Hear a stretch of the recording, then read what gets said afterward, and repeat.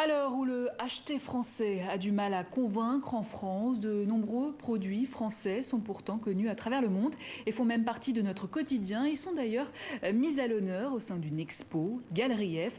Première étape, Montréal. Catherine François. Ça y est, nous y sommes. Ce soir, nous lançons la Galerie F. Vous aimez la moutarde maille, vous ne pouvez pas résister à une vache qui rit, ni à un pastis Ricard ou de l'orangina, sans oublier le fameux petit beurre lu. On connaît tous ces produits, mais d'où viennent-ils? Comment sont-ils fabriqués? Pourquoi symbolisent-ils un certain savoir-faire typiquement français?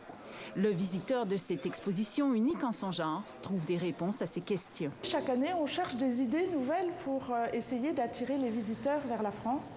Et on s'est dit pourquoi pas lier ces marques avec nos régions françaises. Les produits phares de 50 grandes marques françaises sont ainsi exposés dans cette exposition baptisée Galerie F. F pour France, bien sûr.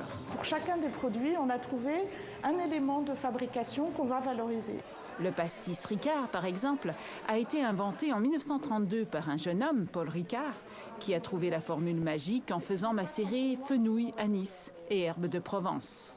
On secoue la fameuse bouteille d'orangina depuis 1936. Le rhum Saint James de Martinique est créé en 1765 par un curé. Mais alors, qu'est-ce qui caractérise le savoir-faire français? Il plaît. Et depuis longtemps. Moi, je dirais trois choses. D'abord, le goût de bien faire. Deuxièmement, une histoire importante qui se transmet de génération en génération. Et troisièmement, l'innovation et la créativité. Cette exposition est aussi l'occasion de faire un tour de France avec la représentation d'une quinzaine de régions mises en valeur à travers ces produits. Ce concept, il est nouveau, c'est la première au Canada, et on pense vraiment le développer peut-être sous d'autres formes, avec d'autres participants et d'autres régions, dans d'autres régions du monde, dans d'autres pays du monde. En attendant, l'exposition, qui vient d'être inaugurée à Montréal, ira à Ottawa en juillet, puis au Nouveau-Brunswick pour le Congrès mondial acadien. Elle sera aussi présentée tout le mois d'août aux Galeries Lafayette à Paris. Football à présent.